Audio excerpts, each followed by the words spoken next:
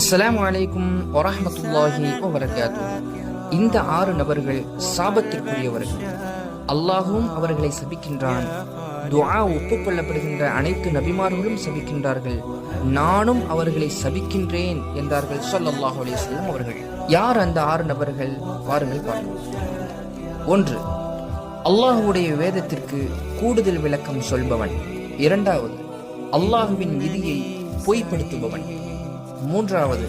அல்லாஹ் இழிவுபடுத்தியவனை கண்ணியப்படுத்தி அல்லாஹ் கண்ணியப்படுத்தியவனை இழிவுபடுத்துகின்ற பெருமை பிடித்த அரசன்.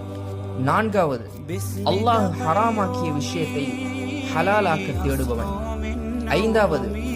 அல்லாஹ் ஹராமாக்கிய விஷயத்தை தன் குடும்பத்தாருக்கு ஹலாலாக்க தேடுபவன். 6. என் சுன்னத்தை விட்டு விடுபவன் என்றார்கள் ஸல்லல்லாஹு அலைஹி வஸல்லம் அவர்கள். அறிவிப்பவர் ஆயிஷா ரலியல்லாஹு